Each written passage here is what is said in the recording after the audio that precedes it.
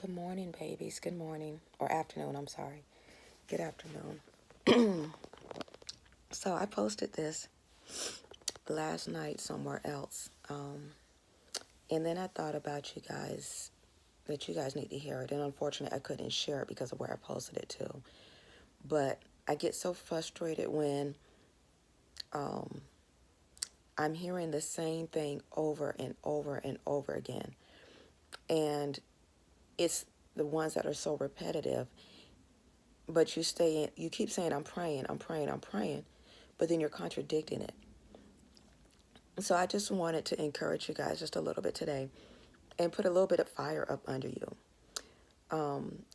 We have got to get in this place where we take God out of the box. I keep saying this because we are limiting what God can and will do. And let me explain. God is the God of impossibles. God can open and close doors. He's a miracle worker. He's a restorer. He's a doctor. He's a healer. He's everything. Don't get me wrong. However, if you want God to do something, you've got to do a little something as well. That's kind of like our kids coming to us saying, hey, can we go hang out with Keisha this weekend? Mom, can you buy me these shoes? But what do we expect of them? We expect them to do their chores. We expect them to clean up their room. We expect good grades. We expect them to be mannerable and respectful, right? They have to give something to us in order for us to give something to them. That's the same way that our Father works. We've got to give something to Him in order for Him to give something to us. Yes, He's going to keep us covered. Yes, He's going to pray. It breaks His heart when marriages are broken. It breaks His heart when people are addicted to things that He didn't intend for you to be addicted to. It breaks His heart when you're hurting. But you have free will. Sometimes you're in these positions for certain reasons that you've created. You have to own it. You have to go to God for forgiveness. And then you have to start that journey for yourself to be better. This is mainly for standards. And this is a lesson I had to learn as well. We're saying, God, restore my marriage, heal my husband, bring my husband home, save my husband. Good. You're supposed to do all those things. You're supposed to do every last one of those. But if you want a restored marriage, please understand that one person did not break that marriage. It takes two people. You may not have did something as drastic as the other person did. You may have did something as drastic as the other person did. However, it takes two people. It's not what you say. It's not how you say it. It's how you made that person feel.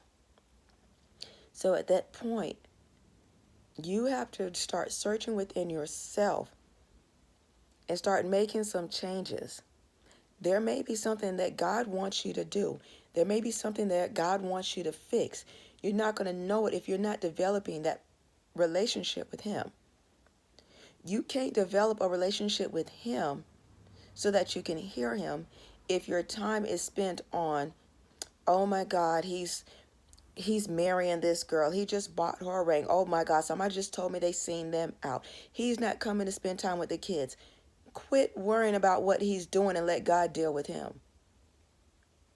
There you go, putting God back in that same box. If you're praying to God, trust God and don't worry about what the other person is doing. When you go to worrying, start spending that time back with God. Go into a praise and worship. Go into reading. Spend that time instead of worrying about what he's doing with somebody else or what she's doing with that other man or whatever.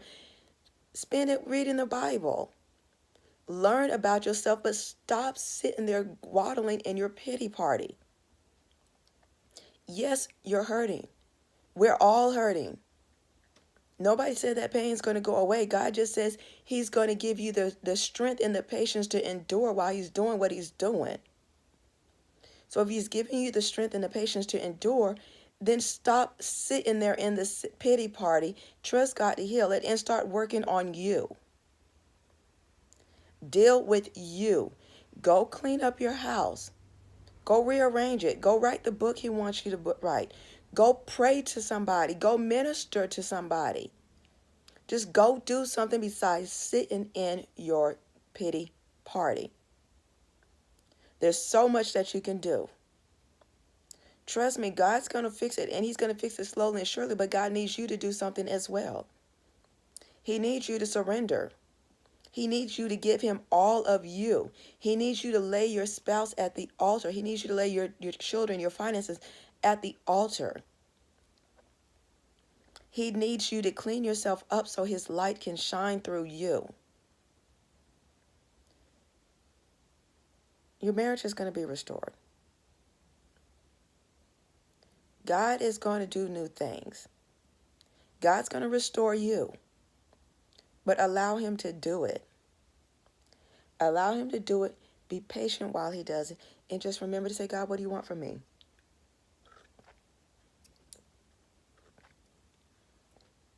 It could come off harsh. And I'm sorry that it comes off harsh to some.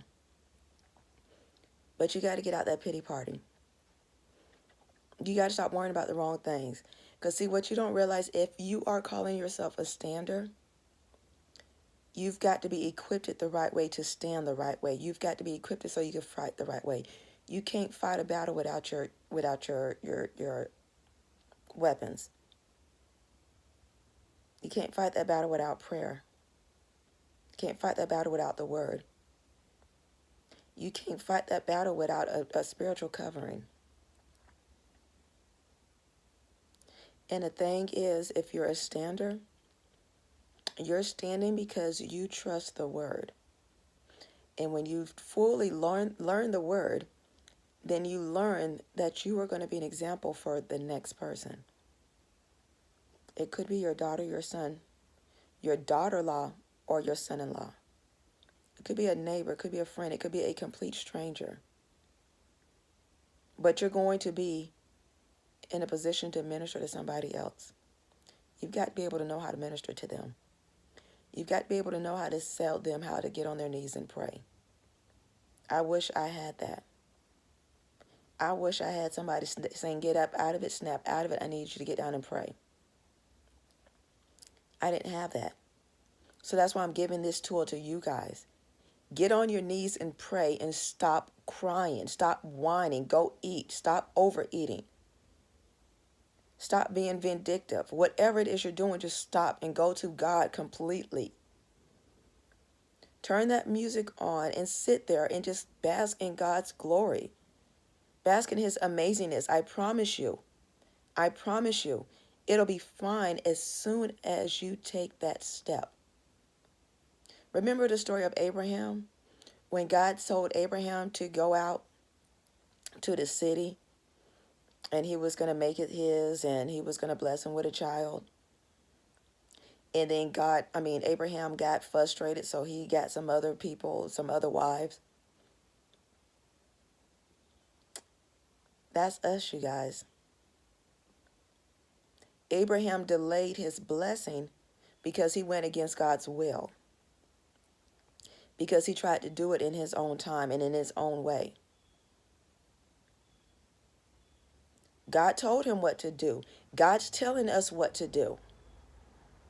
He's telling us. But we're delaying the recovery. We're delaying the restorations. We're delaying salvations because we are stuck in a pity party. You're delaying your blessings and your miracles because you're stuck in a pity party. And while you're worried about somebody else, what they're doing, what are you doing?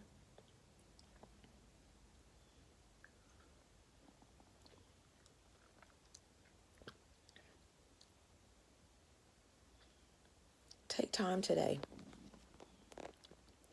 Reevaluate your situation. Take a look at your blessings. Take a look at what you can do differently, how you can do things differently. Take a look at how you could be a better person, a better wife, husband, mother, father, daughter, son, whatever it is. But let's start doing what we need to do for God to start moving where we need him to move at. Love you guys. Until next time, forever and always.